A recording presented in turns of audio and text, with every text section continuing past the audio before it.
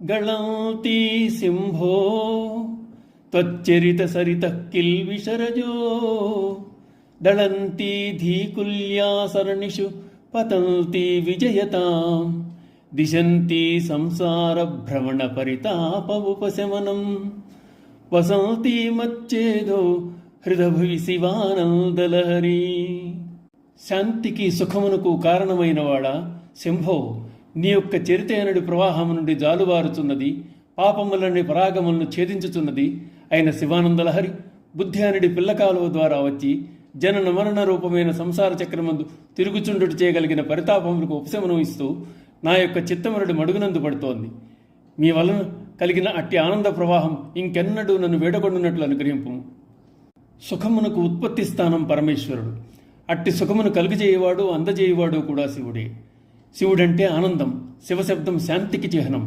శివానందలహరి ఎక్కడ పుట్టింది, దాని ప్రయోజనం ఏమిటి, దాని వలన జీవులు ఏ విధంగా ముక్తిని పొందుతున్నారు అనేది వివరిస్తున్నారు శంకరాచార్యుల వారు.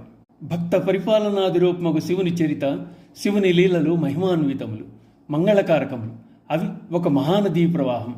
భక్త అనుగ్రహకారకమైన శివానందలహరి అనే ఆ ప్రవాహానికి ఒక ప్రత్యేకత ఉంది. అందలి పవిత్రత చేత అది ప్రవహించే ప్రదేశాల్లో గల పాపధూళిని అణిచివేస్తోంది, పాపకణాలను ప్రక్షాళన చేసి వేస్తోంది. అది శివానంద సుధ. ఏ విషయమైనా పంచ జ్ఞానేంద్రియముల ద్వారా మనసుకు చేరుతుంది. మనస్సు గ్రహించిన విషయములందలి మంచి చెడ్డలను బుద్ధి తనకున్న వివేకంతో నిర్ణయిస్తుంది. ఇటువంటి బుద్ధి అనే పిల్లకాలువల ద్వారా శివానందలహరి అనే తరంగం ప్రవహించి అంతరంగ ప్రక్షాళన గావిస్తోంది, జీవులను పునీతం చేస్తోంది. జనన మరణ రూప సంసార చక్రమందు పడి తిరుగుచుండుట చేయ ఏర్పడిన దుఃఖములను పోగొట్టి అందువలన కలిగిన సంతాపములకు ఉపశమనం ఇస్తున్న శివానందలహరి తత్ఫలితంగా జీవుల యొక్క సంసారిక తపాలకు శాంతిని కలగజేస్తోంది. అంతర్మథనంతో భగవద్ధ్యానంతో హృదయందు జరిగే ఇటువంటి ప్రక్రియ చేత శివానందలహరి అనే ప్రవాహంలో ప్రక్షాళన గావించబడిన జీవునికి శివుని సాన్నిధ్యం లభిస్తోంది. అంతిమ లక్ష్యమైన శివ సాహిత్యం లభ్యమవుతోంది. శివనామస్మరణం, శివచరిత పఠనం, శివపద భజనం అనేవి ఈ మహానంద స్థితిని పొందేందుకు సులువైన ఉత్తమ మార్గాలు. శివానందలహరి అనే స్తోత్ర ప్రవాహం హృదయం అనే మడుగులోకి ప్రవేశించి జీవులకు శాశ్వతమైన స్థిరమైన ఆనందాన్ని కలుగజేస్తోంది.